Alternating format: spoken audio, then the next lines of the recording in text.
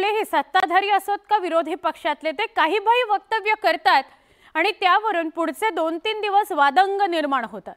आमदार नितेश राणेंनी आम्ही कुणाला घाबरत नाही, आमचा बॉस सागर बंगल्यावर बसलाय असं वक्तव्य केलं।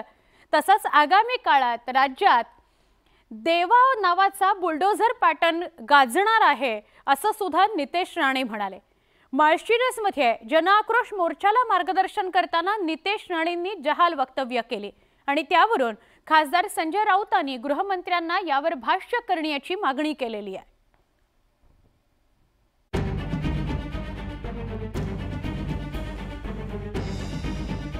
मीरा रोडच्या नयानगरमध्ये राम भक्तांवर हल्ला झाल्यानंतर तिथल्या अनधिकृत बांधकामांवर थेट बुलडोझर चालवण्यात आला। चुकीचं वागणाऱ्यांची मस्ती खपवून घेतली जाणार नाही हा योगी आदित्यनाथ यांचा बुलडोझर पॅटर्न वापरून हा थेट इशारा देण्यात आला।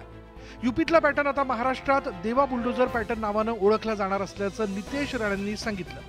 राज्यात लँड जिहादच्या माध्यमातून जमिनींवर अतिक्रमण केली जातात, पण हा प्रकार आता खपवून घेतला जाणार नसल्याचंही नितेश राणेंनी निक्षून सांगितलं।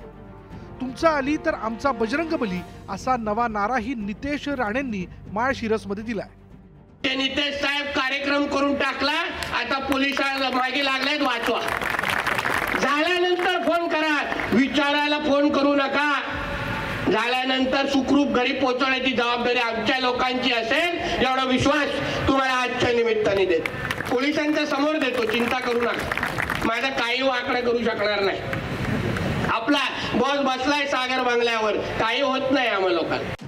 नितेश राणेंच्या याच भाषेवर संजय राऊतांनी आक्षेप घेतला। जाळल्यानंतर फोन करा असं जहाल वक्तव्य करत नितेश राणेंनी आपला बॉस सागर बंगल्यावर बसलाय असं सांगितलं। देवेंद्र फडणवीस यांच्या बंगल्याचं नाव सागर असल्यानं संजय राऊतांनी गृहमंत्र्यांनाच यावर भाष्य करण्याचं आवाहन केलं। कोणाचा बॉस सागर बंगल्यावरती असतो, कोणाचा बॉस अशा प्रकारे पाकिस्तानात बसलेला असतो, ही जी भाषा आहे असं कोणी करत असेल या राज्यामध्ये तर गृहमंत्री देवेंद्र फडणवीस यांनी त्याच्यावरती भाष्य केलं पाहिजे। मी दुसरं कोणी काय अशी भाषा करत असेल त्याच्यावरती बोल, गृहमंत्री आहेत, गृहमंत्र्याने पुढे येऊन सांगायला पाहिजे। नितेश राणेंच्या वक्तव्यामुळे पुन्हा एकदा वाद निर्माण झालाय।